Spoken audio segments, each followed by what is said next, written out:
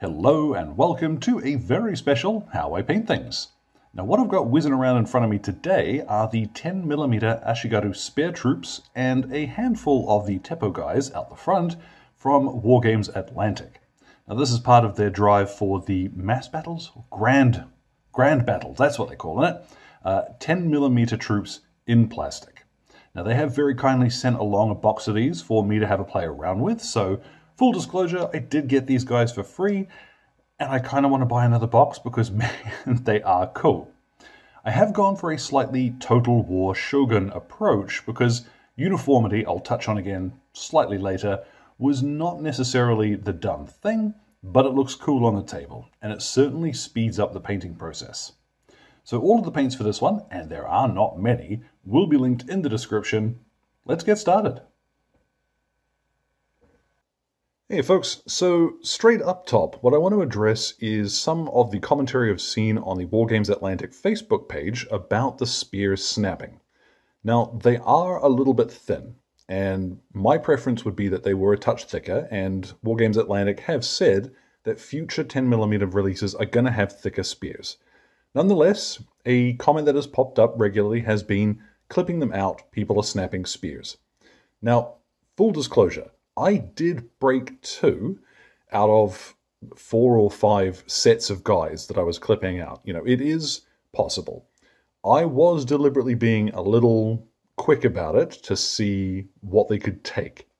What I'd recommend, and what I found the easiest, was to clip the bases away first. So clip the butts of them off the sprue. Then you want to clip not right up against and flush to the spears. Leave a little bit of the gate on the side of the spear, so you're not right up against it with your clippers. You're going to put pressure on the spear. It is going to bend very slightly as you're pushing down with your clippers, and that bit of metal is forcing itself through the plastic. That's natural. But by clipping away the bottom, what I found was that the spears had somewhere to sort of flick out and straighten out as they were moving away from the rest of the plastic. So that's one way you can mitigate that. As well, you're going to see me paint a few of them, and I challenge you to spot which ones I actually broke, because you can glue them back on relatively simply. Just use a fairly big dollop of plastic glue, run some plastic glue up and down the length of the spear, and once it has dried thoroughly, you can use your knife to very lightly scrape it straight. You're not going to see it. That joint is going to be fixed. So call out if you do see any broken spears, because I'm quite interested to see how well my repairs worked. But nonetheless, once they are all clipped away, you can glue them down to something and prime them. Now, I've actually glued down my front ranks. These are Warlord Epic bases. They're actually pretty perfect size for these, depending on what game you're going to play with them. But I've clipped down and glued down the front rank because this gives me something to hold on to. The others, who are going to be the rear rank, I have just blue tacked to some cork, so I have something to hold them with. Folks have all sorts of different solutions for holding these strips of figures while they're painting. Cork and blue tack will do you just fine for this. I've then primed them with a spray of Brainmatter Beige from the Army Painter, which is just off-white and has a little bit of warmth to it. Now, you could use white. There's nothing saying that that's not perfectly valid. It's going to give you a slightly lighter finish to some of these details. You could also use something like Wraithbone from Citadel, but that is, again, slightly darker. If you do use Wraithbone, I'd suggest give these guys a very light dry brush over the top before you start with some white. Now, needless to say, anything you see me doing on these guys, I am also going to be doing on the rest of the mob. Now, just like we would for most miniatures, we're going to start with the skin. What I've got here, this is Peachy flesh from the Army Painter. Now, we'll start from the fella on the left, and just bloop. Does not need to be perfect at all. Just smash it on there. If a little bit ends up on his collar, doesn't matter at all. So all the faces, you'll see how quick this is. You know, I've not even reloaded my brush for those first few guys. You'll get your eye in for this really quickly. Once you've done all the faces, then it's hands. You'll also see I've bopped in the backs of their hands. It doesn't take long to do. Now, in reality, uniformity wasn't a huge priority for whoever was outfitting these troops, but it looks cool. So what I've got here, this is Battleship Grey, and it is a bluish, like a very light bluish tint. what I'm going to do is go over most of the clothing with this. And every now and then I'll just leave a set of sleeves or a pair of trousers white, because that will also work perfectly well for our clothing. Now you'll see that I haven't been too fussy about how tidy that is, and that's in part because this step is going to hide quite a few of those little sins. What I have is Occultist Cloak, which is a nice dark grey with a little bit of blue to it. And now we're going to paint in the armor. So this, you want to be relatively careful. Try not to go over the bits that you have already done. But don't worry too much if you do end up hitting anything. And I spot now that there was a sleeve I missed. I definitely find it easiest to paint in the front of everybody first, and then flick around to the back and paint the backs of them in, rather than trying to paint one entire guy at a time. So front panels, and then the back. Now that will take a fair bit of doing, because there is quite a lot of that armor, and you want to take your time to make sure that you are getting it all. Now we're going to move on to the spears, and here you've got a couple of choices, because you can add a bit of color here. Spears are quite commonly lacquered, so if you wanted to do them in red or something, you can do.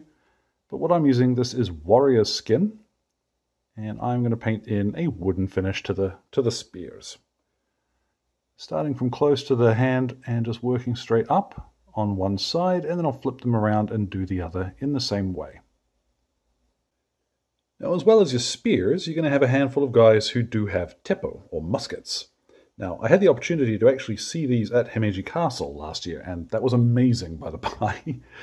It is quite a dark wood that these are made from.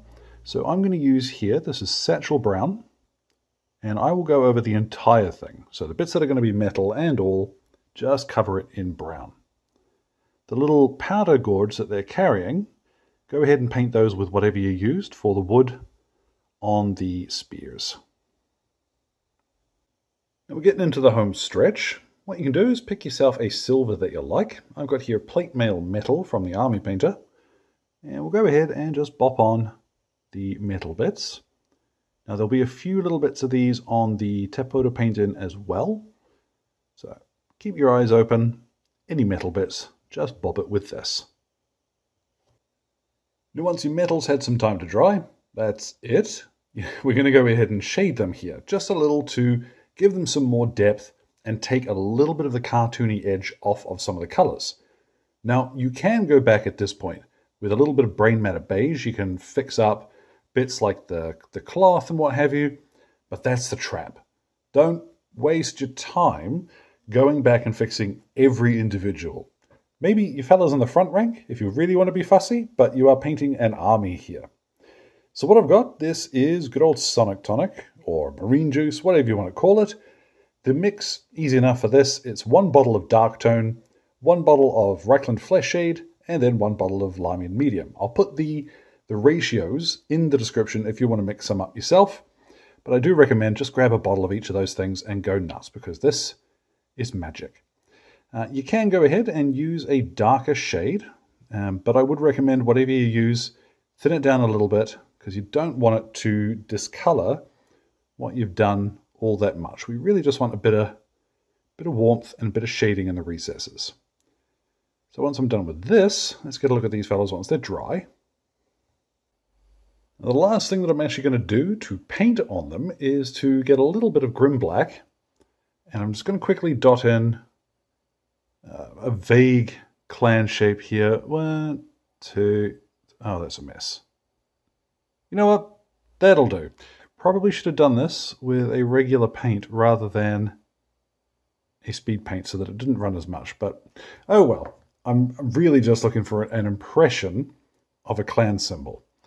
What I'm going to do then is to base these guys, and what I'll do for that is to grab a little bit of brown sand from Vallejo and paint in these bits. Obviously not with the speed paint. Once I'm satisfied with that, I'm going to pretty much base them as I would anything else. I'll have to glue the other fellas on the back rank first, and then lay down some texture paste. The recipe for that will be in the description. So, once these guys are all done, varnished and base, what are they going to look like?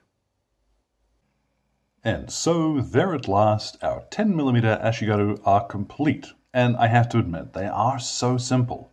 I know a lot of folks turn around and say, oh, my eyesight's really bad, but honestly, that is, I think, one of the selling points for 10 and 6mm scale troops. They are just so easy to paint, and as you can see, I hope at least, the effect of the unit is more important than the individual, because you can pick out quite a few little mistakes I've made if you zoom in, so please don't. But I know about them too, just don't look at them. That's the premise of this sort of thing. So thank you again goes to Wargames Atlantic for letting me have a box of these guys. They have turned out to be a lot of fun. I was really impressed by how quick they are to paint up, and the detail on them still stands out enough that, even with just a quick lick of speed paint, they do the job. They look quite good. As well, thank you very much to Exit 23 Games for the light and sound equipment, as well as all of my wonderful patrons who are keeping me ticking in paints and glue, including my gorgeous producers, who this week I have remembered to refer to as gorgeous, who are showing up on screen now. Thank you so much for your support, folks. I really mean it. Now, any questions or anything, feel free to drop them in the old comment box below. My Twitter and Instagram are both linked there too. So, thank you very much for your time, one and all, and you all enjoy the rest of your day.